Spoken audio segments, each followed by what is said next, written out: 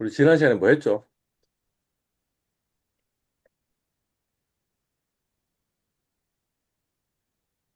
이런 시간에 수익 극대화하는 거 배웠습니다. 음, 마지막에, 지난 시간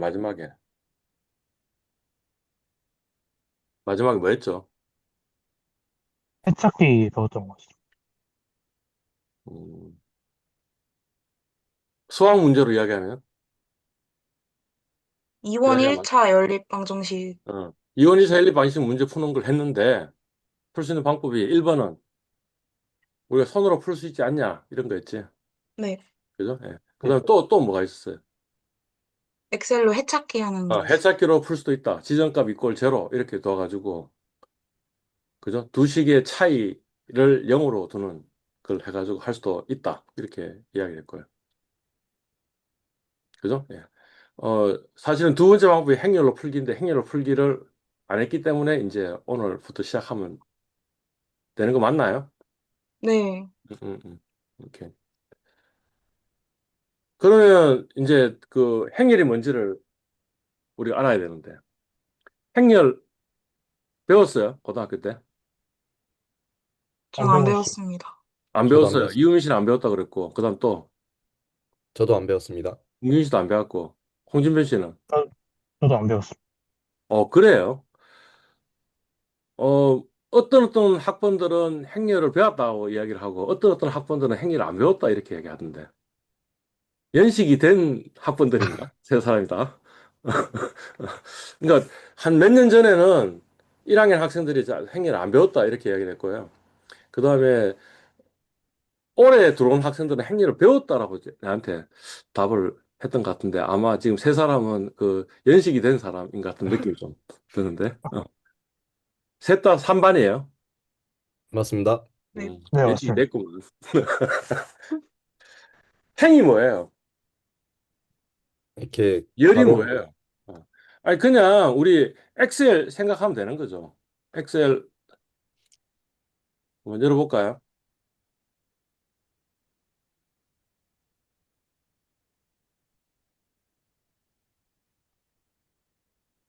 여기 지금 1이라고 적혀 있는데 요걸 보고 뭐라 그러는 거예요? 열, 열, 1행 이렇게 이야기하고 요걸 예, 보고 2행 이렇게 얘기하잖아. 예. 그죠? 그다음에 요걸 보고 뭐라고 얘기한다고? A열, 엑셀에서는 1열. A열 이렇게 이야기하는데 예, 예. 이제 그 숫자로 이야기한다면 요게 1열, 2열, 3열 이렇게 되는 거죠. 그죠? 행하고 열이 이렇게 모여 있는 거. 가령 이를테면 이런 거. 요 안에 만약 숫자들이 들어가 있다면 그게 뭐냐면 차원이 어떻게 되냐면 행이 몇 개 있어요. 두, 8개 있고 8, 여덟 개, 그다음에 열이 몇 개 있어요. 3개 세 개 있습니다. 있습니다. 그럼 8 곱하기 3 행렬 이렇게 얘기하는 거예요. 예. 그러니까 이제 우리는 보통 뭐냐면 뭐 1이라는 숫자, 2라는 숫자, 3이라는 숫자 이게는 1 곱하기 1 행렬인데 맞잖아요. 예. 그죠? 1 곱하기 1 행렬은 숫자가 하나 있는 건데 얘는 숫자가 지금 몇 개 있는 거예요. 만약 1이 돼 있다면. 5 곱하기 3개 있습니다. 그러니까 15개 있는 거지. 아, 예. 15개의 숫자를 그냥 아예 묶어 놓은 거. 그걸 보고 뭐라 그러냐면 행렬. 행렬 이렇게 얘기한다. 라는 거죠. 예. 그러면 뭐 어떤 장점이 있냐 하면 1 곱하기 1 행렬 하나 있고 1 곱하기 1 행렬 하나 있고 1 곱하기 행렬 하나 있고 이렇게 해가지고 그 5개 곱하기 3개 있었던 건데 그런 거잖아요 지금 이게 그죠? 5개 3개 있었는데 이걸 그냥 하나로 묶을 수 있다 하는 게 행렬의 장점이다라는 거죠. 음. 다시 저 노트를 보면서 다시 한번 보도록 합시다. 예. 숫자나 문자를 직사각형으로 모양으로 배열해서 괄호로 묶은 걸 보고 우리는 행렬이라고 해요. 그러니까 한국말이 훨씬 더 직관적이네. 행하고 열이면 행렬이다 이런 거잖아. 그죠? 그러니까 이제 1, 2, 3, 4, 5, 6이라는 게 지금 이 대괄호 안에 묶여 있는데 이걸 보고 행렬이라고 이야기를 합니다. 네. 처음 배웠을 때 그냥 네. 그렇게 알면 되겠어요. 음. 행렬에는 행하고 열이 있습니다. 방금 이야기한 겁니다. 그죠? 예. 그래서 여기는 뭐예요? 1행, 2행, 3행이 있고 그다음에 1열, 2열이 있습니다. 그다음에 행렬에서는 성분이라는 표현을 썼는데 엑셀에서는 셀이라는 표현을 썼잖아요. 네. 엑셀에서는 여기에 요 셀 이렇게 얘기하잖아요. 셀 하나의 의미하고 똑같은 거죠, 그죠? 성분, 엘레먼트 하는 게. 예. 그럼 여기 지금 3이라는 숫자는 뭐예요? 하나, 둘, 이행이고 1열이죠. 그죠? 네. 뭐 이를테면 요 행렬을 A, 대문자 A로 만약 표현한다면 그러면 요 부분을 보고 뭐라 그러냐면 소문자 A 원원이라고 얘기하면 일행 일열이다라는 거고 앞에 1이 행이고 뒤에 1이 열이 되는 거죠. 그래서 A11은 1이고 그러면 지금 3은 뭐예요? A21은 3이다. 이래 되겠죠. 그죠? 예. 네. 그 행렬의 진 차원 또는 크기라고 얘기할 수 있는데 행의 개수와 열의 개수가 총 몇 개예요, 지금? 3개, 2개니까 3 곱하기 2 행렬 이렇게 얘기합니다. 뭐 쉽게 봐드릴 수 있죠. 네. 네. 네. 예. 서로 같을 조건. 일단은 두 행렬의 차원이 동일해야 돼요. 지금 3 곱하기 2고 이것도 3 곱하기 2잖아. 오른쪽도 왼쪽도 그지? 그러면 A2 1은 뭐예요? 3이 된다. 그 다음에 A3 2는 6이 되면 그러면 왼쪽과 오른쪽은 같다. 이렇게 표현할 수 있다 이거죠. 그 다음에 특이한 행렬로 뭐 어떤 행렬이 있냐면 그냥 뭐죠?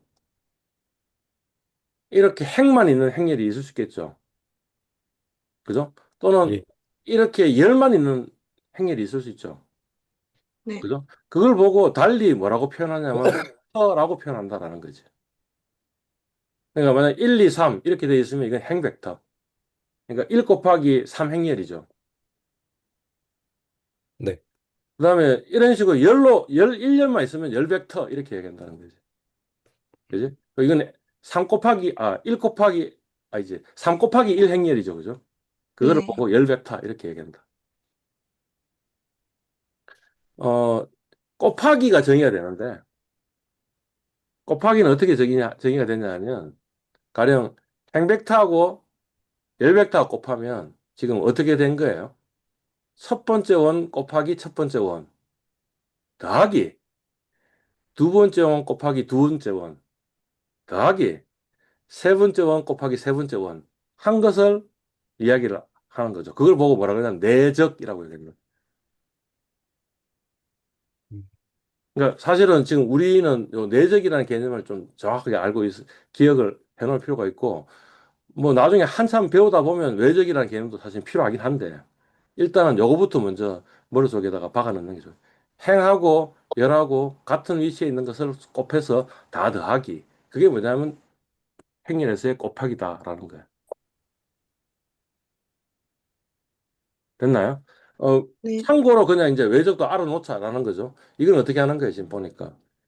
일행하고 일열하고 서로 곱해서 일행 일열이 되고 일행하고 이열이 곱해졌을 테니까 이제 내적 같은 경우에 지금 1 곱하기 3하고 3 곱하기 1하고 곱해주니까 1 곱하기 1이 된 건데 지금 숫자 하나밖에 없잖아요. 그냥 1 곱하기 1이 된 건데 이거는 뭐예요?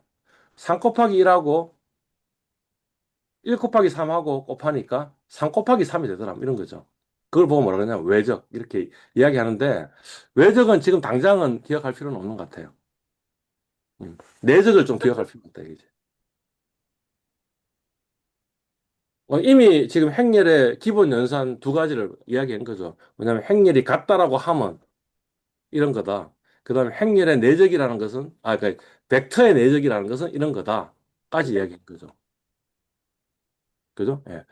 그러니까 그 다시 되돌아가서 왜 행렬을 쓰느냐 하면 그냥 1 곱하기 1 행렬 우리 그걸 보고 뭐라 그러냐면 스케일러 이렇게 이야기하는데 스칼라 이렇게 이야기하는데 SCALAR 여기 뭐냐면 1 곱하기 1인데 뭔가 하여튼 이렇게 묶을 수 있다는 거지. 그지? 묶으면 뭔가 그냥 이 스케일러의 연산 그건 우리 알고 있잖아. 1 더하기 1은 뭔지 1 곱하기 3은 뭔지 1 나누기 3은 뭔지 이런 것들을 알고 있잖아요. 근데 그거하고 다르긴 좀 다르지만 그래도 아주 유사한 어떤 계산을 할 수 있다 하는 게 행렬 우리가 쓰는 이유에. 음. 그래서 첫 번째는 뭐냐면 그 덧셈하고 뺄셈이에요. 덧셈하고 뺄셈은 어떨 때 정의되냐면 두 개의 차원이 같아야 돼요. 지금 보니까 두 개 차원이 같죠, 그죠? 그리고요, 그때는 어떻게 되냐면 요 성분, 엘리먼트, 동일한 위치에 있는 엘리먼트를 덧셈하고 뺄셈을 해주면 돼요. 그러니까 A11은 숫자가 뭐가 나오죠? 민경진 씨. 2 나옵니다.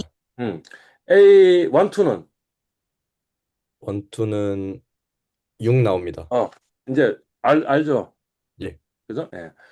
마찬가지로 뺄셈도 역시 마찬가지입니다. 두 개 차원이 같아야 되고요. 같은 위치에 있는 엘리먼트끼리 연산을 해주면 됩니다. 그러니까 B1은 뭐가 나와요? 이유민 씨. 0이 나옵니다. 그 다음에 B12는 마이너스 2가 마이너스 2가 나옵니다. 나온다. 할 수 있겠죠? 네. 네. 왜, 또 하나는 뭐냐 하면, 요거는 행렬이잖아요. 그죠? 요거는 네. 지금 스케일러잖아요. 네. 그, 제가 지금 스케일러라는 표현도, 그 발음도 썼다가 스칼라라는 발음도 썼다가 이렇게 할 건데, 스케일러는 원래 영어 발음을 하면 스케일러인데, 한국에서 이걸 뭐라 그러냐면 스칼라 이렇게 누군가가 많이 썼겠지, 그지? 그래서 스칼라라는 표현도 쓰고 하는데 하여튼 그냥 숫자 하나만 있는 건데. 그러니까 스칼라 곱하기 행렬이죠. 그죠? 그러면 어떻게 한다는 거예요? 요 3을 1에도 모두. 곱해주고, 네. 3에도 곱해주고, 5에도 곱해준다. 이런 거죠. 그죠? 그러니까 A1은 뭐가 나와요? 홍준변 씨. 3이 나옵니다. 응. A2는, 9가 나옵니다. 얘 같죠? 에? 네. 어. 자, 이제, 곱셈이 이제 헷갈린다. 이거지. 어. 곱셈이 헷갈리는데, 어, 일단, 아까 우리 그 내적, 이너 프로덕트 하는 거 배웠잖아요. 이너 프로덕트가 어떻게 됐어요? 가령, 요게 행 벡터이고, 요게 열 벡터이면, 1 곱하기, 불러와. 1 곱하기 1 1 더하기 더하기 2 2 곱하기 곱하기 4. 4. 어. 요게 어느 위치에 가냐면 C11에 들어가는 거죠. 그죠? 지금. 음, 그죠? 예. 그러니까, 어, 이거에 행하고, 이거에 열하고, 곱하고, 더하고, 이너 프로덕트 한 게, 요게 지금 이행이었고, 요게 이열이었으니까, 이행, 이열 위치에 들어가겠죠. 그죠?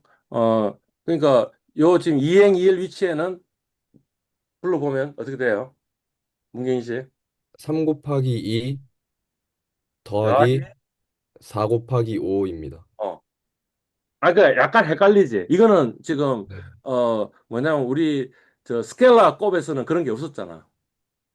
스켈라 곱은 그냥 1 곱하기 1 행렬 두 개이니까, 그냥 같은 위치에 있는 거 두 개 곱하면 끝나버리는 거라고. 근데 이제 행렬이기 때문에 이런 식의 규칙이 있다라는 거지. 그래서 이 규칙은 새로운 규칙이고요. 좀 외워둬야 될 것 같은데. 음, 음. 그래서 그 이야기예요. 앞 행렬에 I 번째 행하고, 두 번째 행하고, 뒷 행렬에 세 번째를 곱하니까, 그러면 걔가 어디 위치로 간다고? 2, 3 위치에 간다고. 2, 3 위치니까 여기네, 여기. 요 위치에 내적한 걸로 계산이 되신다. 이런 거네. 그죠? 예. 그래서 이게 새로운 규칙입니다. 그걸 지금 수식으로 표현한 게 지금 이렇게 되는 건데, 되는지는 확인해 보면 되겠죠. 그죠? 예. 그러니까 그 행렬은 곱셈이 항상 정의되는 건 아닌 것 같아요. 왜냐하면 지금 앞에는 뭐였죠? 3 곱하기 2죠, 차원이. 요거는 2 곱하기 3이잖아요. 그러면 요 앞에 행렬에 열하고 그다음에 뒤에 행렬에 행의 수가 차원이 일치해야지만 곱셈이 정의되는 거예요. 그리고 그 결과 차원은 어떻게 되냐면 앞에 행렬에 행하고 뒤에 행렬에 열하고의 수로 차원이 정의되구나라는 거예요. 그것도 같이 기억해야 돼요. 그 지금 그 이야기예요. 앞 행렬의 열의 개수하고 뒤 행렬의 행의 수가 같아야지만 이 행렬 곱셈이 정의된다. 이런 거네.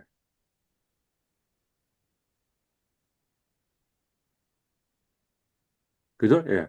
그래서 우리 저 스켈라 같은 경우에 그 곱셈의 교환 법칙이 성립해야 안 해요. 3 곱하기 2나 2 곱하기 3이나 똑같아요. 같은 값이 나와요. 다른 값이 나와요. 같은 값이 같은 나와요. 값이. 그렇지만 행렬의 곱셈에서는 그렇지 않을 것 같다는 생각이 드는 거지. 왜 그러냐 보면 요게 A고 요게 B였으면 뭐예요? 이 결과는 뭐가 돼요? 3 곱하기 3이 되겠죠. 그죠? 근데 B 곱하기 A는 요거잖아.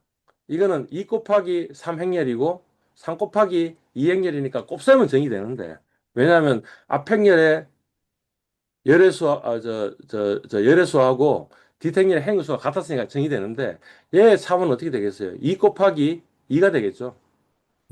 네. 그러니까 이거는 정의가 안 되네요. 그러니까 그 곱셈에서는 행렬의 곱셈에서는 교환 법칙이 성립하지 않습니다라는 사실을 우리가 알 수 있네.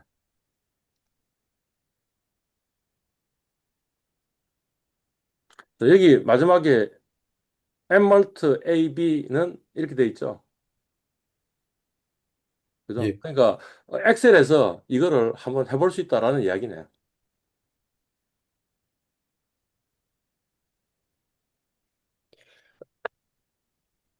그러니까 그 행렬의 덧셈 뺄셈 같은 거는 그냥 같은 위치를 빼주니까 특별히 그 행렬 연산하는 함수가 별로 필요 없는 거죠. 그죠? 그렇지만 행렬 곱은 뭔가 별도의 함수가 있어야 될 것 같다는 느낌이 드는 거죠. 그죠? 네. 그래서 어떻게 하면 되겠어요? 이걸 그대로 한번 적어봅시다. 1, 2, 3, 4, 5, 6 이렇게 적었죠. 여기 뭐냐면 A 행렬이죠. 여기 A 행렬이죠. 그죠? B 행렬은 뭐죠? 1, 2, 3, 4, 5, 6이죠. 네. 이거 여러분들이 계산할 수 있을 건데 가령 A 곱하기 B는 어떻게 될까요? 차원이. 3 곱하기 3 응. 차원으로. 그러면 일단 이렇게 지금 Shift 키 누르고 화살표 키 눌러가지고 여기 지금 이 영역을 지금 제가 지정해 준 거예요. 네. 그죠? 그 다음에 이꼴 아까 함수가 뭐였지? M 멀트. M 멀트 그 다음에 뭐라고요? A가 이거죠. 예. 그래서 지금 이제 그 영역을 지정해 줬고 어 하고 쉼표를 누르고 그죠? 음, 그 다음 뭐예요? 이 부분을 방금은 지금 마우스로 이렇게 드래그 했어요. 그러니까 마우스로 드래그 할 수도 있고, 그 다음에 Shift 키 누르고 화살표로 해가지고 지정을 해줄 수도 있고, 그죠? 네. 그런데, 우리가 이제까지 봤던 엑셀 함수들은 전부 다 뭐 어떤 거냐 하면, 그냥 셀이 하나밖에 없는 거였잖아. 네. 그죠? 그럴 때는 그냥 함수 치고 엔터 치면 답이 딱 나왔는데, 이거를 그 셀이 지금 여러 개 있잖아요. 여러 개 있는 네. 함수의 아웃풋을 낼 때는 그냥 엔터 치면 안 돼요. 기억해 둬야 돼요. 어떻게 네. 하냐면 컨트롤 쉬프트 엔터를 누르면 돼요. 다시 컨트롤 키 좌판에 보여요. 그다음 네. 쉬프트 네. 키 보여요. 그다음에 네. 엔터 키를 동시에 누르면 답이 나온다는 거죠. 아, 음. 자, 가령 B 곱하기 A는 어떻게 돼요? 2 곱하기 2죠. 네. 그러니까 2 곱하기 2만큼 이 영역을 지정해주고 이꼴 멀트 그다음 뭐죠? B 쉼표 A 쉼표 그다음 뭐? 컨트롤 시프트 Shift, Enter 엔터. 누르면 답이 나온다 이거지. AB하고 BA하고는 다르네. 네. 음.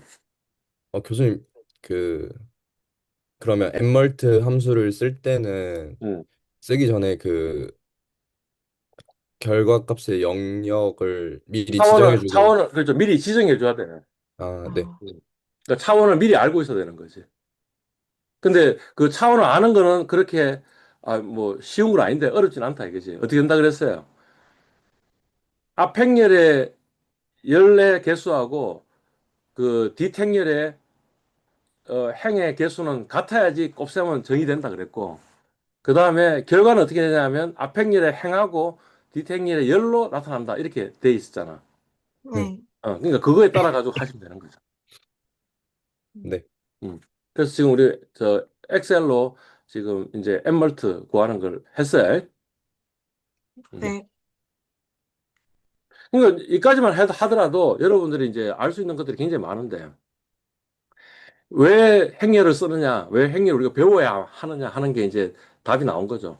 가령 이를테면 3 곱하기 2 행렬하고 2 곱하기 3 행렬하고 곱하는 거야. 뭐 계산하면 되지. 근데 125 곱하기 30, 30 곱하기 2007 행렬이 있다고 쳐봐. 그러면 그거 우리가 손으로 지금 이렇게 방금 했던 게 연산규칙에서 손으로 풀 수는 있지. 근데 그건 상노가다 아니냐라는 거지. 그런데 엑셀 어떻게 하는 거예요? 그 값들만 딱 지정해주고 방금 M멀트 그다음에 A 자리에다가 그 셀 집어넣고 B 자리에다가 그 블락 딱 집어넣으면 답이 탁 나온다는 거지. 그걸 위해서 사실은 행렬을 우리가 배워야 된다라는 거예요. 음. 오케이. 좀 더 갑시다. 특수한 행렬, 영행렬 하는 게 있다 이거지. 이게 뭐냐면 모든 성분이 영인 행렬이에요. 그리고 이거는 어떤 역할을 하냐면 실수의 0과 비슷한 역할을 해요. 실수의 0이 뭐죠? 덧셈의 항등원이잖아. 그런 것처럼 영행렬이 이 행렬 덧셈의 항등원 같은 역할을 하네요. 네. 우리 그 덧셈 규칙이 뭐였어요? 같은 위치에 있는 엘리먼트를 다 더하는 건데 스켈라의 항등원이 0이면 결국 행렬의 항등원도 영행렬이 되지 않겠냐 이런 거지. 예. 하여튼 그 행렬을 보고 영행렬 이렇게 이야기해요. 그다음에 두 번째 그는 뭐냐면 곱셈의 항등원하고 비스무리해요. 우리가 그 어떤 숫자에다가 1을 곱하면 역시 마찬가지로 그냥 그 숫자가 나오잖아요. 그죠? 그거와 비슷한 역할을 하는 게 뭐냐면 단위 행렬, 단위 행렬이에요, 단위 행렬. 어. I는 뭐의 약자냐면 아이덴티티.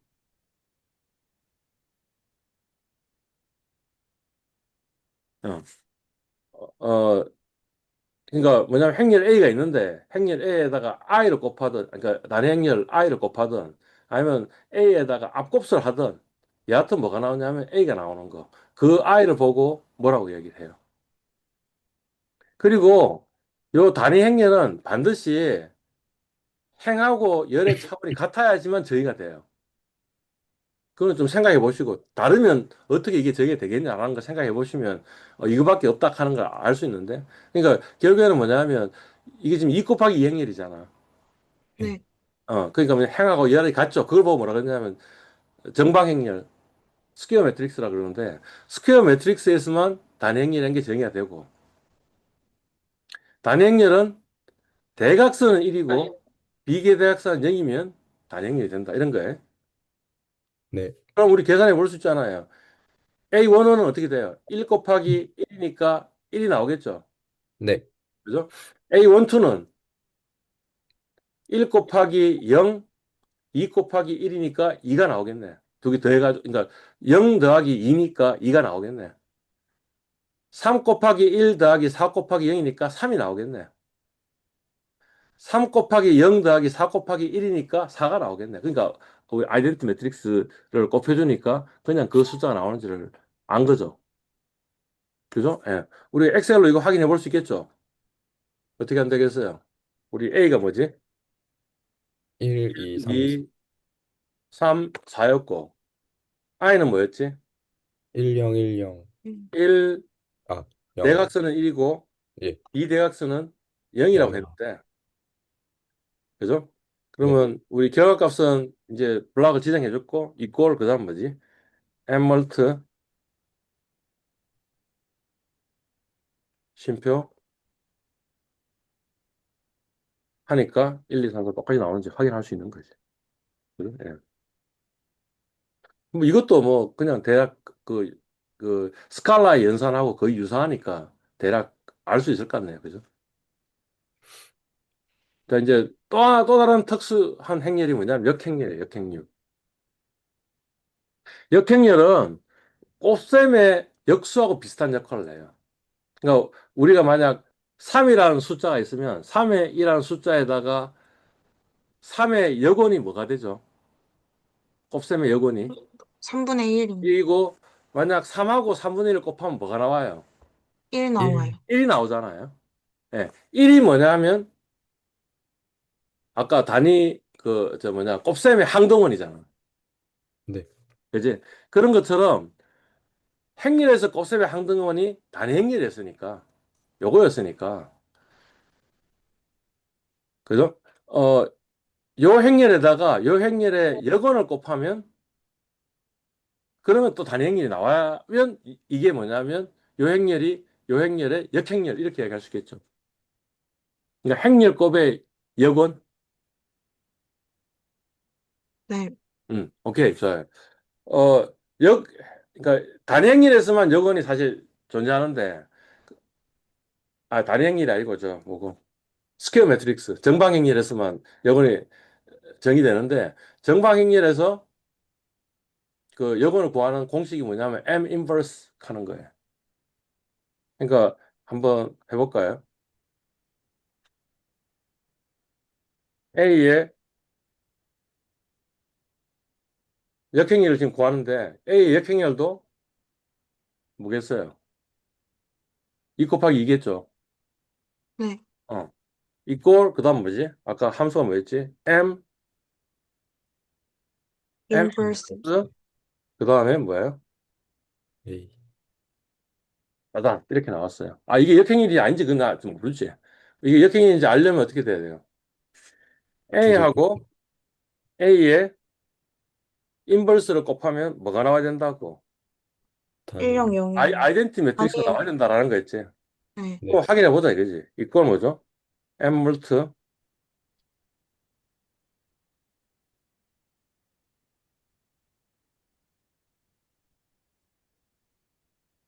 나왔어요. 네. 정확하게는 안 나와요. 엑셀에는 이 어림 오차가 있는 거지. 그래서 아, 여기 0으로 안 나오고 지금 뭐로 나왔어요? 1.16. 아니 1.1에 2에 마이너스 16석이니까 그 말은 뭐예요? 1.1 곱하기 10에 마이너스 16이라고. 그러니까 거의 0.00 해서 16개 쫙 있고 그다음에 1 이렇게 나오는 거잖아요. 그러니까 거의 0 아니냐 이거지. 예. 그러니까 엑셀로 할 때는 정확하게 우리가 수치적으로 뭔가 계산할 때는 정확하게 계산되지는 않는다라는 걸 이야기하긴 하는데 이를테면 이거 이래 놔둬놓고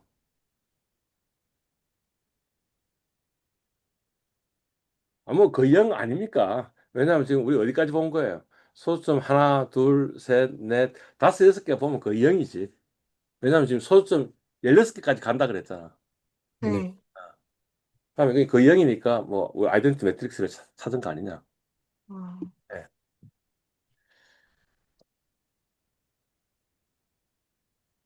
왜 역행렬을 배웠느냐? 하면 이제 우리 그 이원 일사 연립 방정식을 쉽게 풀 수 있다 이거지.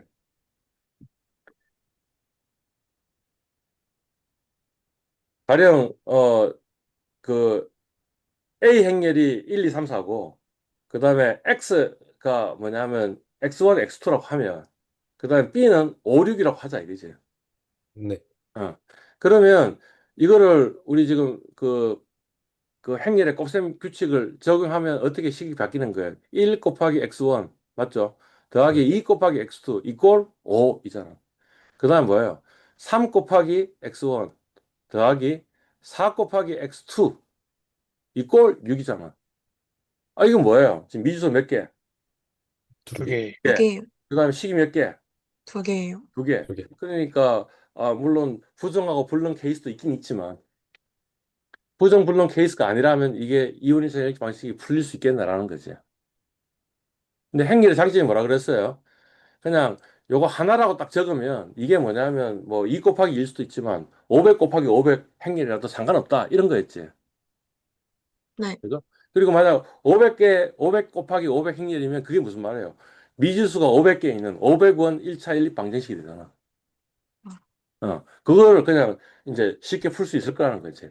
어떻게 쉽게 풀 수 있냐면 어 양식에다가 A의 역행렬을 곱할 수 있을 거 아니냐는 거지. 네. A 역행렬 곱하면 요게 뭐가 돼요? A 역행렬 곱하기 A는 뭐가 되겠어? 1이요. 항등행렬이 될 거고 항등행렬 곱하기 X는 뭐예요? X. 그 다음에 이제 B에다가 또 앞곱을 했겠지. 네. 그러니까 결국에 뭐냐면 요게 X인데 X는 결국에는 뭐예요? A의 역행렬 곱하기 B 이렇게 문제를 풀면 되는 거고 그러니까 이 식 한번 풀어보시면 될 건데 어떻게 하면 되겠어요? 음. 1, 2, 3, 4 행렬의 역행렬을 구하고 그 다음에 여기 5, 6이었으니까 5, 6 하면 마이너스 4, 4.5가 나오는데 그게 뭐냐면 x1과 x2가 된다 이런 거지. 아, 그죠? 예.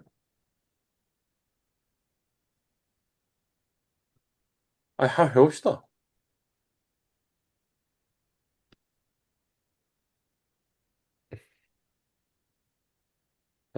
A가 뭐죠? A가 1, 2, 3, 4입니다. 1, 2, 3, 4였고 그다음에 B가 뭐였어요? 5, 5, 5, 6. 6입니다. 6이었고 그러면 우리가 A의 역행렬을 구할 수 있고 2 곱하기 2니까 M 인버스 써 그다음 뭐죠? A.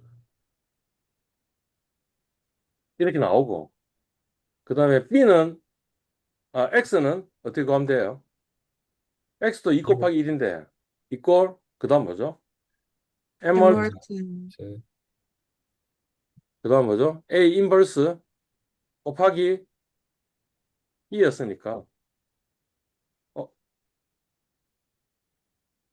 내가 지금 뭘 잘못했어요? 그 칸을 한 칸으로만 치죠. 다시 뭐야? M월트 그러니까 두 칸을 갖고 있었어야 돼. 네. 나오면 뭐 이원 2차 연립 방식 우리가 손으로 풀 수 있는데 가령 500원 1차 연립 방정식이었으면 우리가 손으로 풀기는 곤란하지 않냐? 그럴 때 행렬이라는 게 굉장히 파워풀하다. 저 질문이 있는데요. 예. 그 X는 A의 역행렬 곱하기 B도 항상 A 역행렬이랑 B 자리가 고정인 거예요? 응? 무슨 말인지 이해를 못했는데 그 질문을. 그러니까 B 곱하기 A 역행렬이랑 A 역행렬 곱하기 B랑 값이 다르니까. 아니 그러니까 지금 봐봐. AX에다가 A의 역행렬을 곱하면 A와 A 역행렬이 옆에 붙어 있지 않으니 그러니까 아이덴티티가 안 나오겠지. 네. 어. A 바로 앞에다가 A 역행렬을 곱해야지만 아이덴티티가 나오겠지. 그러니까 원행렬에다 지금 앞곱을 해야지만 역행렬 앞곱을 해야지만 아, 아이덴티티가 나오고 그러니까 X 이퀄 A 인버스 B 이렇게 나오겠죠. 아, 요 네네. 행렬의 곱셈은 앞곱과 뒷곱이 다르다. 라는 걸 이제 항상 머릿속에 기억을 할 필요가 있는 거죠. 위치가 중요하다. 네. 음. 여하튼 우리가 배운 교훈은 뭐예요? 행렬 연산을 이용하면 다원일 셀리 방식을 쉽게 푼다. 이런 겁니다. 예.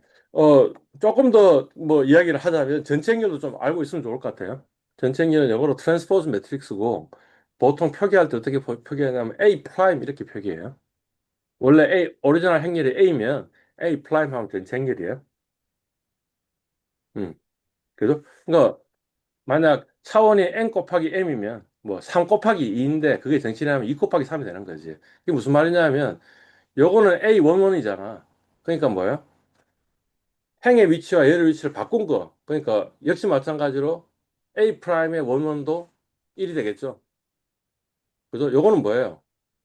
2번은 2는 뭐예요? A12잖아. 그럼 여기서는 뭐가 되겠어? 2원이 돼야 되겠지.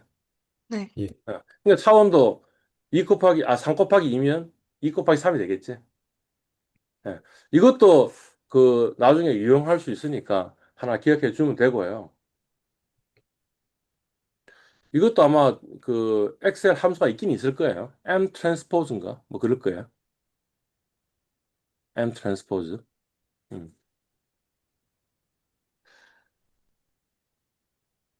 생생히 애한테 물어봤다 이거지. 왜 행렬을 배워야 되느냐? 음. 고등학교 과정에서 행렬은 단순히 숫자를 계산하는 것을 넘어서 데이터를 구조화하는 연습이다. 이렇게 이야기를 해놓은 것 같고요. 예. 그래서 방금 우리 들었던 예가 뭐냐면 이 연립 방정식, 복잡한 1차 연립 방정식을 행렬 한 줄로 표현할 수 있고 그러면 그냥 원샷을 다 풀 수 있으니까 얼마나 편리하냐 이런 거고요. 두 번째는 이 디지털 환경 하에서 이 모든 데이터 처리가 뭐로 이루어지냐면 행렬로 이루어진다라는 겁니다.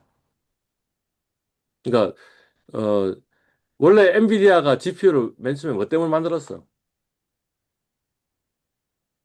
게임 때문에 만든 컴퓨터 거. 게임 때문에 만들었어요. 그래서 GPU 칩을 보고 우리 뭐라 그러냐면 그래픽 가속기라고 이야기하잖아요.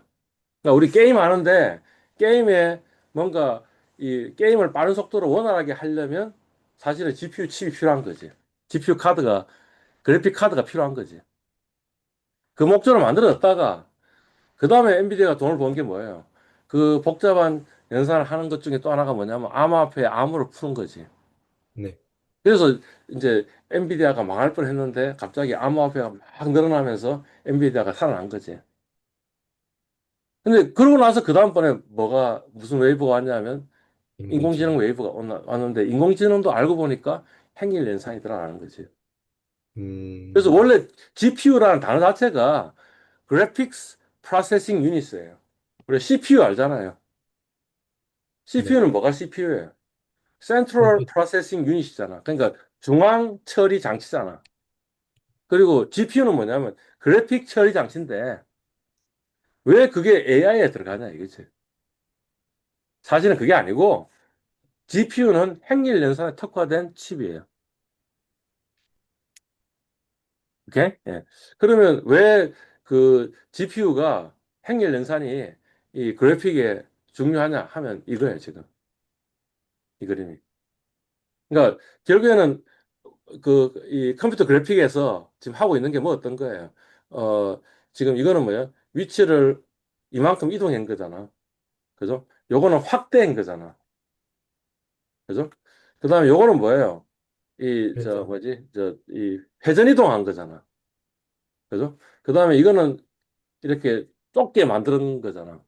그죠? 이런 것들이 뭐냐면 지금 뭔가 그 이 우리 컴퓨터 화면에 있는 모든 점들 뭔가 색깔들이 쫙 있잖아, 지금. 색깔들이 딱 있었고 거기서 뭐 누구가 이렇게 내가 움직이라고 했다 하면 해라고 했다 하면 그때마다 바뀌어야 되는데 이것들이 뭐냐면 전부 다 이런 변환들이라고. 위치 변화이라고, 위치 변화. 어, 그 위치 변화는 이런 지금 t라는 트랜스포메이션 함수를 정해 줄 수 있다라는 거잖아, 지금. 그러니까 이제 그 이 행렬 연산이라는 거지. 행렬 연산이고 이 GPU는 뭐냐면 행렬 연산에 특화된 칩이다라는 거죠. 그러니까 이제 처음에 된 거고요.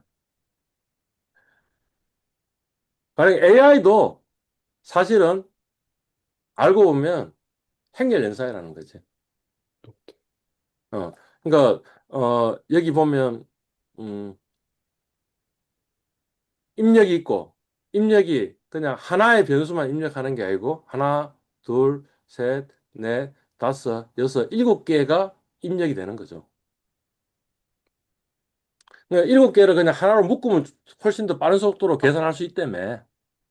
그러니까 이 저 뭐예요 지금 1 곱하기 6 열 벡터잖아. 6차원 열 벡터를 집어넣고 집어넣고 뭐 그것들을 하여튼 뭔가 오퍼레이션 해가지고 다시 또 이런 언니처럼 만들어주고 언니청에서 다시 또 이런 출력처럼 만들어주고 하니까 이것도 전부 다 무슨 계산이라고 행렬 연산이라는 거죠. 가령 생성 AI도 비슷하다 이겠지. 생성 AI도 지금 뭐냐면 어떤 단어 하나를 집어넣는 게 아니잖아. 그게 아니고 네. 뭐죠? 문장. 문장을 집어넣는데 이제 사실은 문장의 단어는 아니고 하여튼 그 나는 하면 나는이 하나의 토건이 될 수도 있고 나하고 너니 하나의 토건이 될 수도 있는데 하여튼 뭐예요? 나는 학교에 간다. 그러면 1 곱하기 3 열 벡터 아니냐 이겠지. 네. 그러니까 토건 벡터고 출력도 어떻게 나와요? 뭐 어, 어, 이란 전쟁의 끝은 어떻게 될 것이냐라고 아주 짧게 문장을 입력했는데도 지금 뱉어내는 출력은 어떻게 뱉어내고 있어요? 엄청나게 긴 문장을 지금 우리한테 뱉어내고 있잖아요. 그러니까 결국에는 뭐냐면 이게 전부 다 행렬 연산이라는 거죠.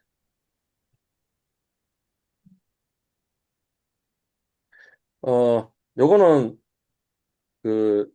저 생成AI의 가장 그 원시 모델이 뭐냐면 구글에서 나온 벌트 하는 건데, 벌트의 이 맨 처음에 들어가는 인풋이 이런 구조다라는 것을 이야기하고 있어요. 그러니까 뭐예요, 좀. 마침표, My dog is cute. 그 다음 뭐죠? 쉼표인가? 쉼표, 그 다음 뭐죠? He likes play. 그 다음에 땡땡 ing, 그 다음 쉼표. 뭐 이런 식으로 돼 있다고 쳐봐. 그러면 요 하나가 이전에는 어떻게 했냐면 my 집어넣고 독 집어넣고 is 집어넣고 cute 집어넣었다는 거지. 어. 그랬는데 이제 벌트부터 왜 퍼포먼스가 좋아졌냐 하면 이걸 통으로 집어넣자 이거죠. 통으로 프로세싱 하자라는 거예요. 통으로 프로세싱 하는 거고 이제 뭐 사실은 구체적으로 이야기하면 요걸 맨 처음에 집어넣으면 뭔가 변환 과정을 거치는데 그게 뭐냐면 이렇게 토큰들도 만들어내고 그다음에 이거의 세그멘트도 만들어내고 그다음에 이것의 위치도 만들어내고 해가지고 그게 세 개의 인풋 벡터가 들어가고 그다음에 뭔가 프로세싱하고 또 해가지고 마지막에 아웃풋이 나오고 하는 게 이 벌트의 구조라는 거지. 그러니까 생성 AI는 사실은 벌트의 이 라지 랭귀지 모델 중에 하나인 벌트의 구조를 좀 그 이제 정확하게 이야기하면 트랜스포머라는 구조를 좀 더 확장해가지고 만들어진 게 이제 챗 GPT, GPT-3 이렇게 이야기하면 GPT-3가 뭐냐면 벌트를 확장시킨 건데 그렇다라는 거죠.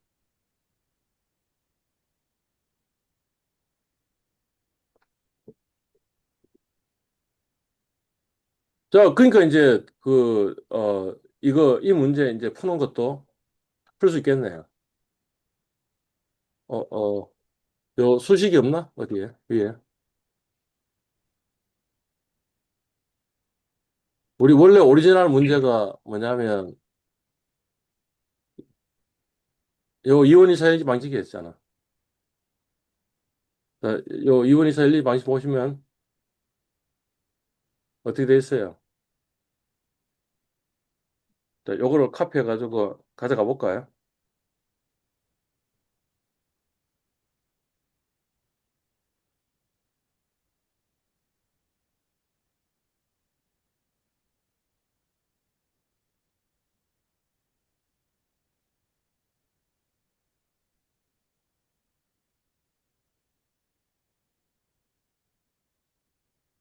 이 수식을 좀 정리하면 어떻게 정리할 수 있을까요? 여하튼 지금 우리 미주 두 개가 있는데 P가 있고 그다음에 Q가 있으니까 이꼴 뭐 이런 형태로 지금 만들어야 되니까 그러면 어떻게 하면 되겠어요? 그 위에 있는 식을 P를 왼쪽으로 갖고 오면 뭐예요? 2P 더하기 Q는 300이죠. 네. 맞나요? 네. 예. 2P 더하기 Q는 300이고 그다음에 요거는 뭐예요? 마이너스 2P 더하기 Q는 100이네. 100이네. 자, 요거 행렬로 표현하면 어떻게 돼요? 2, 1, 마이너스 2, 1, 1이 되겠네. 그리고 여기 PQ고, 여기 지금 A고, 여기 X고, 이꼴 B인데 B가 300하고 100이네. 됐죠? 예. 네. 그러니까 우리 어떻게 돼요? A가 2, 1, 마이너스 2, 1.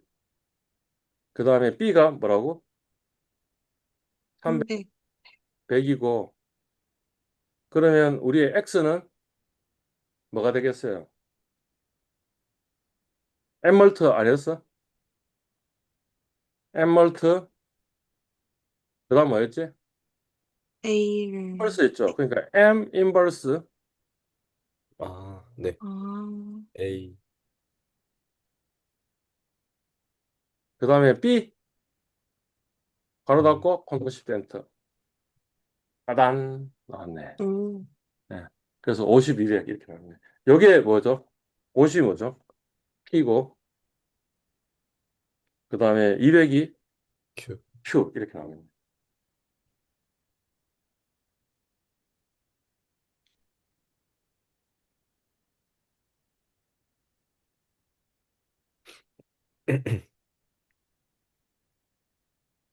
그러니까 이제 이까지 다 한 거네. 회차기로 풀 수도 있고 이렇게 했네, 그지? 네. 그러니까 지금이 46분이니까 다음 진도를 나가기는 약간 거시기 하죠. 그죠? 예.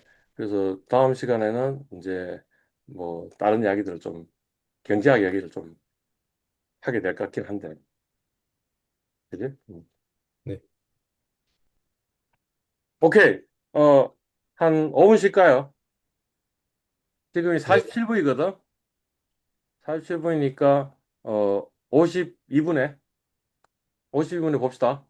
네. 네. 예.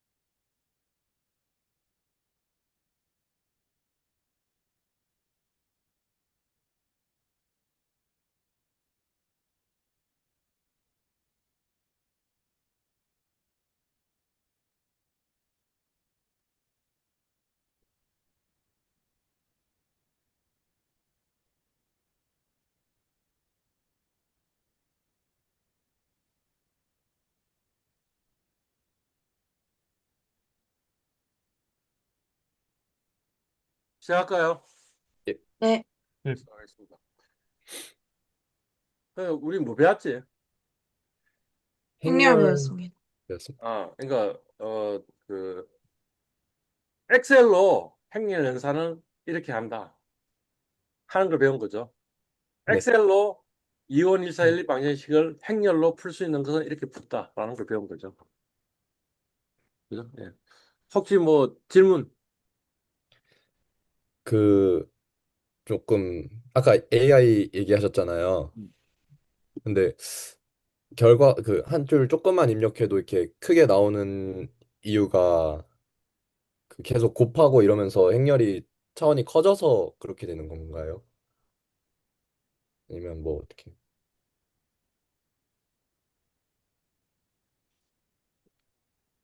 잘 보여요?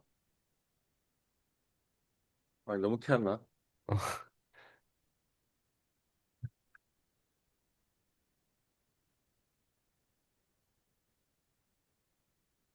응? 다음 댓글? 응. 이게 이제 지난 시간 수업하고 나서 어느 친구가 그 해찾기 최적화 하는데 그게 AI 학습도 최적화하는 거 아니냐 하는 이런 질문을 했고, 네. AI에 대해서도 한번 그 이해를 할 필요가 있겠다라는 생각이 들었어요. 네. 음. 일단은 왜 이거를 좀 이야기해야 되겠다고 생각했냐 하면, 일단 AI가 함수야. 예. 그 다음에 AI의 학습이 정확하게 해찾기라는 거지.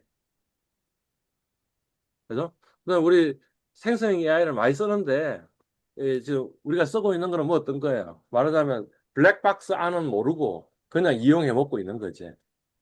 제가 이런 이야기를 했잖아요. 금융수학을 왜 배워야 되느냐? 대부분의 사람들은 그냥 금융 상품을 판매하는 사람이 될 건데, 그거 알아야 되느냐? 알아야 된다라는 거죠. 판매하는 사람도 블랙박스 안을 어느 정도 이해하느냐에 따라 가지고 블랙박스의 입력값과 출력값에 대한 이해도를 가지고 있고 생성 AI도 마찬가지고. 음. 그죠? 예.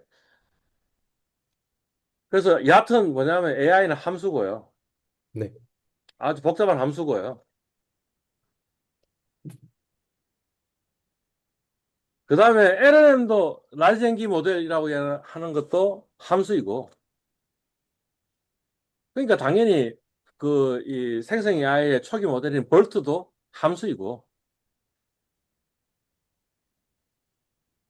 그 다음에 GPT-3도 함수이다라는 이야기를 이제 좀 하고 싶은 거죠. 예. 음. 이 벌트하고 이 GPT-3의 가장 큰 차이는 뭐냐 하면 이렇게 적어놨네요. 벌트는 인코드가 핵심이고 GPT-3는 디코드가 핵심이다. 도대체 무슨 말이냐? 이런 거지. 그래서 이런 그림을 하나 이제 가져온 거죠. 그러니까 뭐냐면 이 저 생성 AI 하는 게 뭐 어떤 거냐면 여기 지금 이제 이 문장 벡터가 단어 벡터가 되겠죠, 그죠? 네. 그러니까 요거는 사실 이미지에 지금 인코드와 디코드를 갖고 왔는데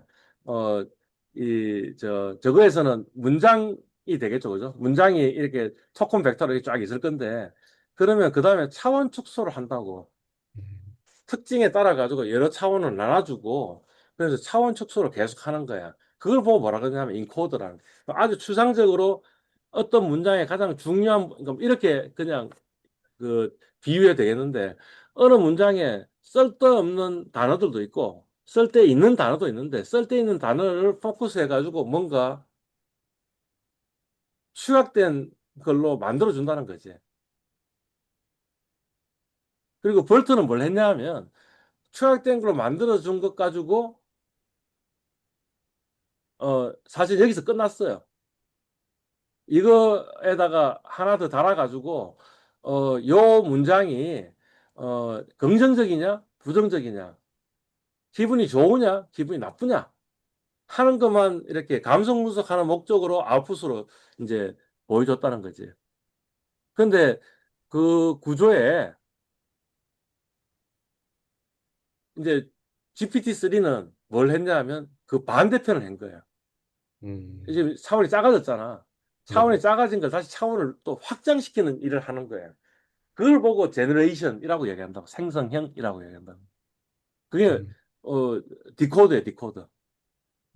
그러니까 이제 챗 GPT는 저 GPT-3는 뭐냐면 디코드를 굉장히 많이 한 거예요. 그래서 여러 문장들로 만들어주는 또 작업을 한 거지. 그래서 우리가 물어본 질문은 뭐예요? 그냥 한 문장 정도 아니면 그냥 짧게 뭐라고 얘기하는데 뭐 이를테면 트럼프 이란 전쟁 이랄까 치면 그러면 막 한참 말을 만들어 주잖아. 예, 그건 뭐냐면 생성 AI는 제너레이션 디코드의 과정이 있기 때문에 그런 거고. 예. 어, 그게 답변인데요. 어, 음. 네. 어, 예. 이해됐습니다. 뭐 또 다른 질문 있으면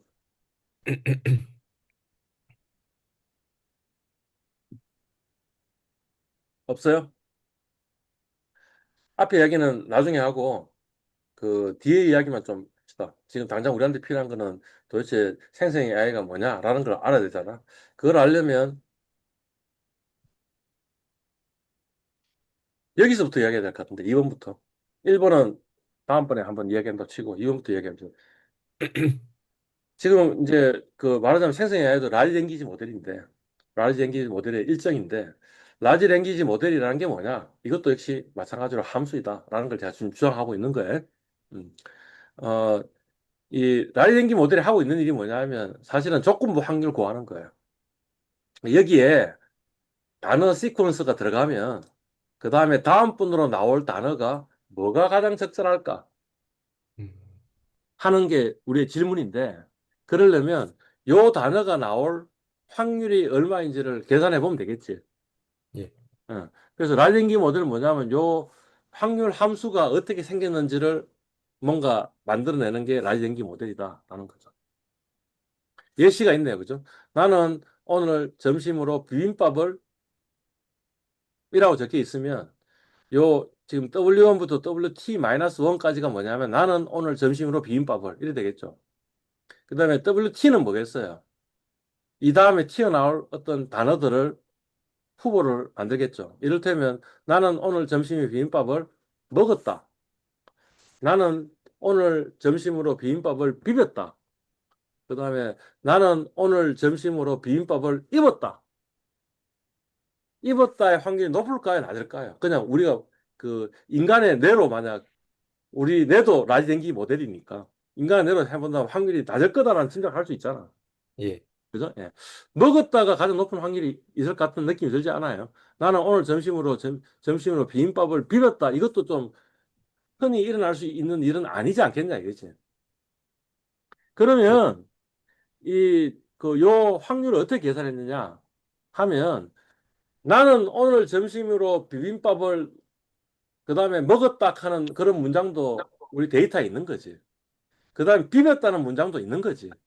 입었다는 문장도 있는 거지. 그런데 입었다는 문장은 이런 문장 중에 거의 없더라는 거지. 우리 데이터를 찾아보니까. 근데 먹었다는 굉장히 빈도가 많이 일어나더라는 거지. 그죠? 비볐다도 생각보다 그래 많지는 않은 것 같아. 그러니까 비빔밥을 비볐다라는 문장은 많지만 오늘 점심으로 비빔밥을 비웠다라는 문장은 별로 많지 않은 거지. 음, 그래서 그 확률을 0.15라고 데이터에서 확률을 아마 구해 왔을 거라는 거죠. 근데 사실 이 확률을 구하려면 왜 얘 이름이 라지 랭귀지 모델이냐 하면 라지한 데이터가 있어야지만 이 답을 찾을 수 있는 거네. 음, 음.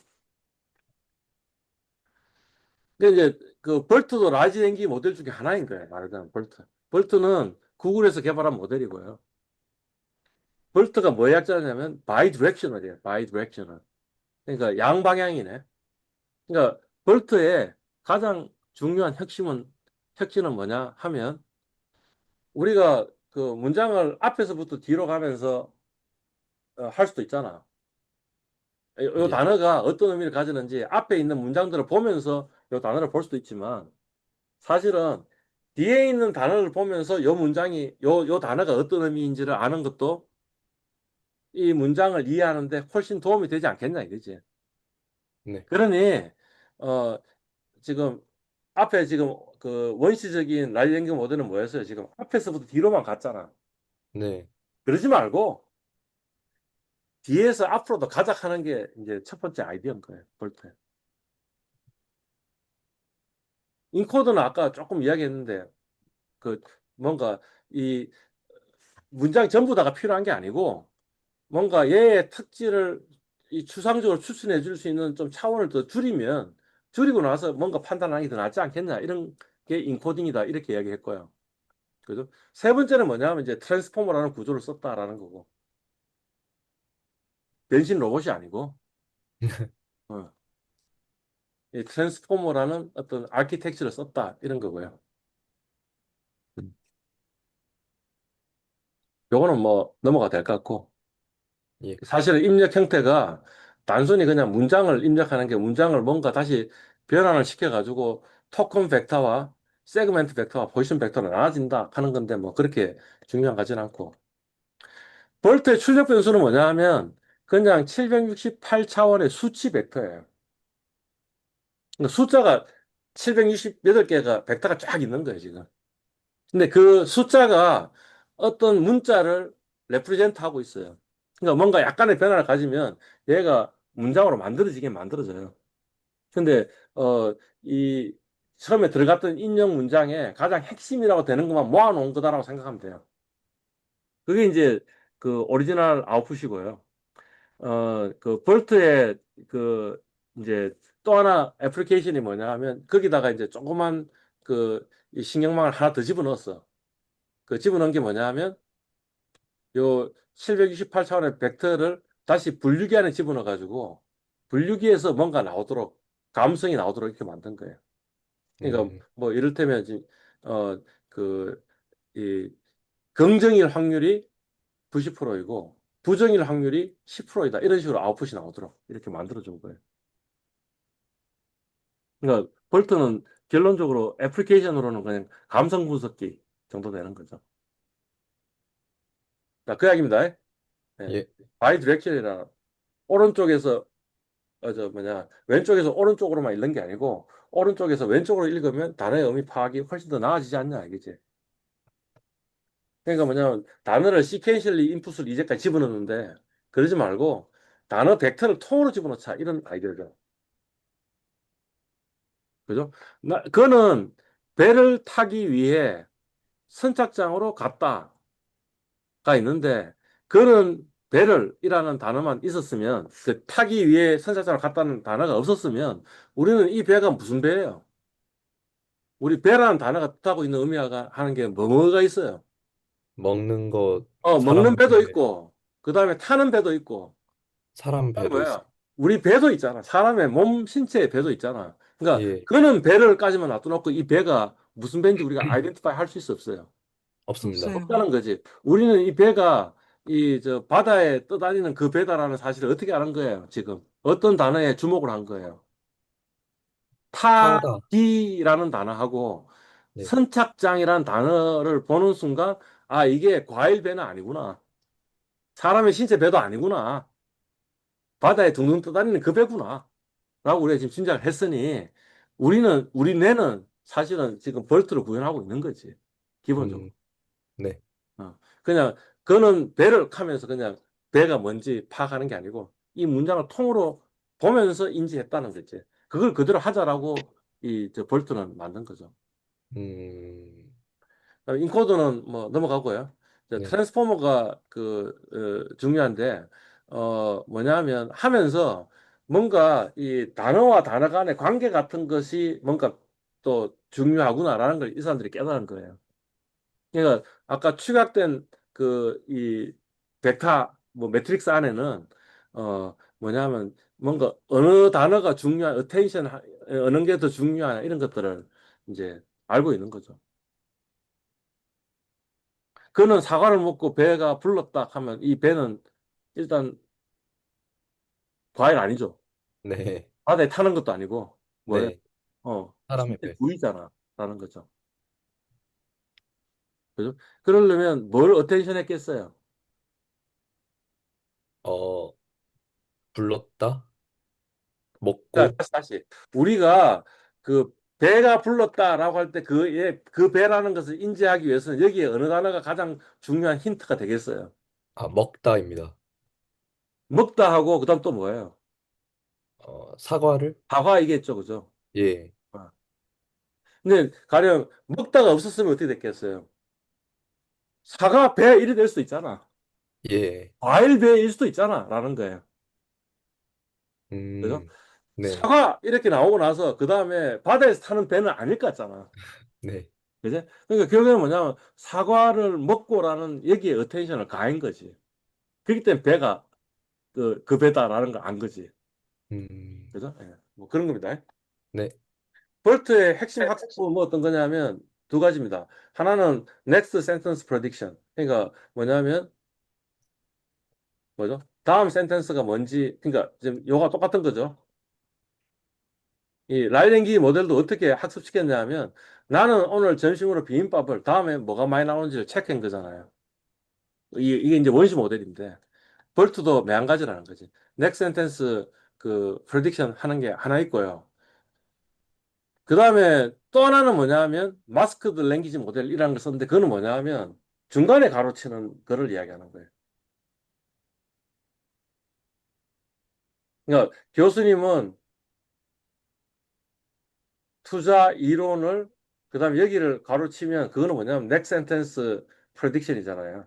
근데 또 다른 학습은 뭘 시켰냐 하면 가운데 그냥 가로를 치놓고 앞뒤 보고 네가 판단해라 라고 하니까 훨씬 더 문맥을 깊이 있게 이해하더라라는 거지.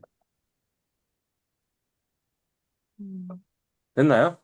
네. 자, 오케이. 네. 그럼 이제 GPT는 벌트보다는 또 조금은 더 된 거다라는 거고요.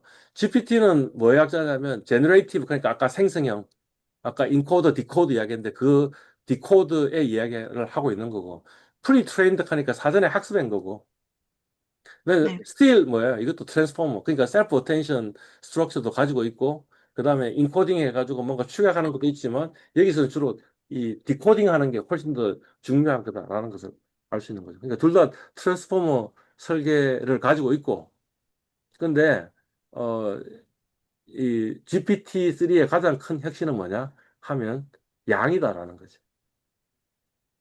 음, 데이터량이 압도적이다. 그리고 아마 그 볼트 만든 사람이 이쪽에 인코더를 굉장히 강조를 했으니까 그다음에 디코딩 하는 것도 계속 모델을 만들었으니까 그거는 저 구글이든 아니면 오픈 AI든 다 똑같이 만들었을 거라고. 근데 그거보다 더 중요한 건 뭐냐면 요거다라는 거죠. 음, 예. 그러니까 행정이 법령서 측면은 당연히 그 사람도 그거 만들고 있을 거라고. 좀 늦게 만드는 거지. 어, 첫 번째는 스케일이 완전히 다르다라는 거지. 그래서 볼트 같은 경우에는 그 안에 들어가는 파라메타 지금 파라메타가 뭔지 내가 설명 안 했는데 여하튼 파라메타 수가 3.4억 개라는 거지. 그러니까 라지 랭귀지 모델 맞아요. 그죠? 근데 GP3는 얼마라고? 1750개. 이해 갔어요? 예. 네. 데이터는 볼트는 데이터가 16기가짜리라는 거지. 근데 GP3는 데이터가 몇 기가라고? 45테라. 45테라. 그러니까 뭐냐면 기가와 테라의 차이라는 거지. 1000배가 넘는다는 거지, 그지? 네. 예. 근데 이제 그러니까 이제 저 오픈 AI의 믿음 뭐냐면 라지 랭귀지 그러니까 좀 더 데이터를 많이 빅데이터를 가지고 좀 더 모델을 크게 만들면 그런 퍼포먼스가 좋아질 거라는 믿음을 갖고 있었고 해보니까 진짜 퍼포먼스 좋아진 거죠. 그러니까 저 구글에서도 볼트의 그 다음 버전을 준비하고 있는데 그거보다 훨씬 좋은 걸 GPT-3를 이제 발표했고 그거를 응용하는 그 앱이 뭐냐? 챗GPT인 거죠. 음, 그러니까 GPT-3는 라지 랭귀지 모델이고 GPT-3를 베이스 모델로 해가지고 뭔가 앱을 하나 만들었는데 그게 뭐냐면 채팅하는 앱을 만든 거죠. 요건 아까 얘기했습니다. 그죠? 예, 벌트는 인코딩이 중심이고 GPT-3는 디코딩이 중심이다. 자, GPT-3의 또 다른 우리가 인지해야 될 사실이 뭐냐 하면 이거다라는 거죠. GPT 3.5가 발표된 시점이 언제냐면 2022년 11월 30일인데 이 라이랭귀지 모델을 사용했던 학습 데이터는 언제냐면 2021년 9월이에요. 그러면 이런 이슈가 있잖아요. 2021년 9월 이후에 일어난 사건에 관한 어떤 정보는 없겠죠라는 거죠. 예를 들자면 러시아 우크라이나 전쟁에 대해서 이야기를 하니까 그 챗GPT가 뭐라 답변하냐면 학습된 데이터가 없어서 알지 못한다라고 이야기하는 게 가장 큰 문제였다는 거지. 그죠? 예. 또 다른 대표적인 문제는 요걸로 이야기하는 이 세종대왕 맥북 던짐 사건이라고 이야기하는 이걸로 되는 건데 이걸 보고 우리 뭐라 그러냐면 할루시네이션, 환각현상 이렇게 이야기를 한다는 거죠. 그러니까 어떤 사람이 재미삼아 한번 질문했겠죠. 조선왕조실록에 기록된 세종대왕의 맥북 프로 던짐 사건에 대해서 알려줘 하니까 얘가 말을 만들더라는 거지. 이런 말도 안 되는 이야기를 하더라는 거지. 네. 그래서 그게 이제 캡처해가지고 사람들한테 막 보여주고 하는 일들을 하게 된 거죠. 왜 이런 현상이 발생됐냐 하면 기본적으로 생성 AI는 또는 챗GPT는 장문기예요. 아까 그 라지 랭귀지 모델 처음에 원시 모델 말씀드렸잖아요. 이런 단어들이 시퀀셜리 들어오면 그 다음번에 얘가 튀어나오도록 만드는 그 이상 아니라고. 그러면 내가 인풋으로 집어넣은 게 뭐예요? 인풋으로 집어넣은 게 세종대왕이 맥북을 조선왕조실록 했으니까 그러면 자기가 혹시 조선왕조실록을 가지고 있으면 조선왕조실록에 있는 어떤 정보들을 조선왕조실록에 있는 말투 비슷하게 그 다음에 세종대왕 있고 그다음 사건을 그렇게 만드는 거죠. 이제 큰 이유 중에 하나는 뭐냐면 이 오픈에 그 GPT-3의 학습 데이터 중에 한국 데이터는 거의 안 들어갔겠지.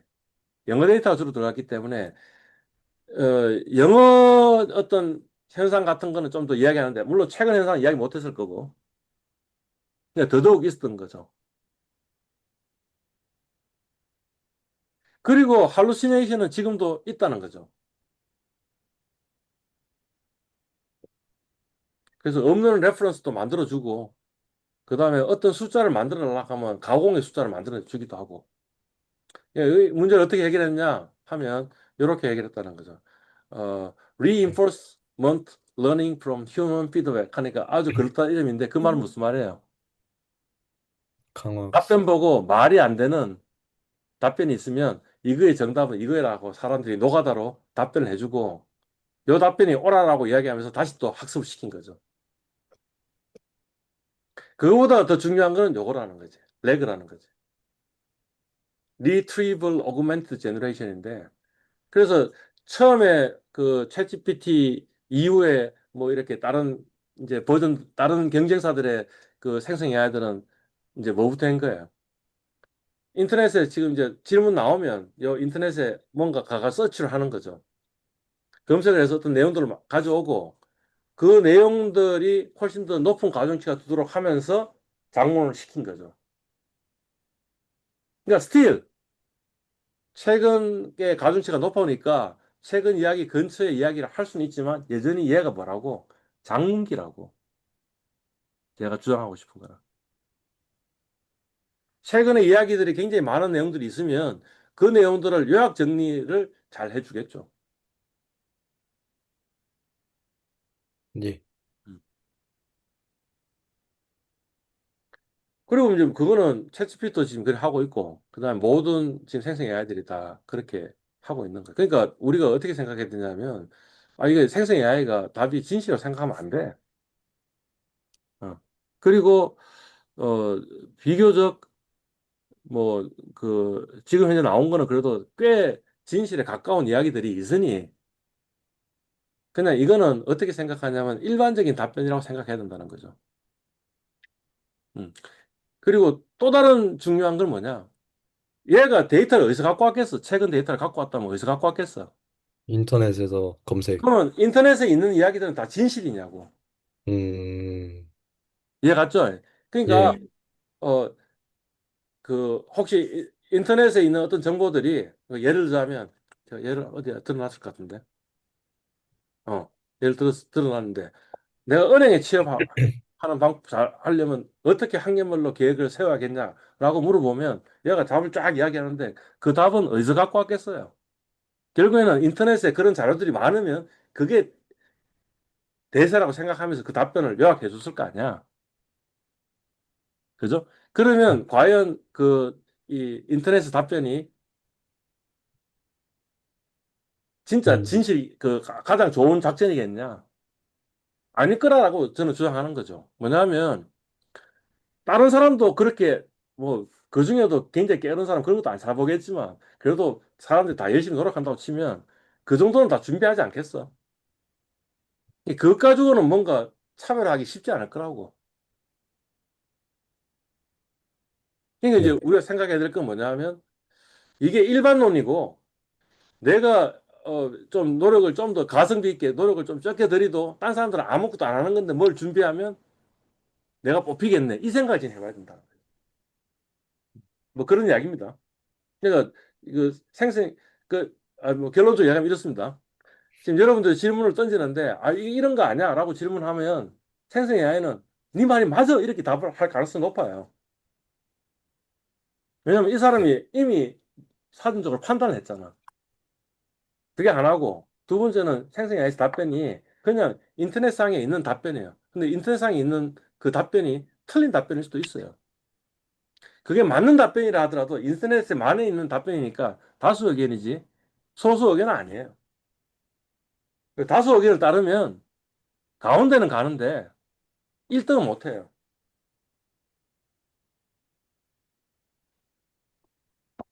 끝내겠습니다. 예, 고생하셨습니다. 감사합니다.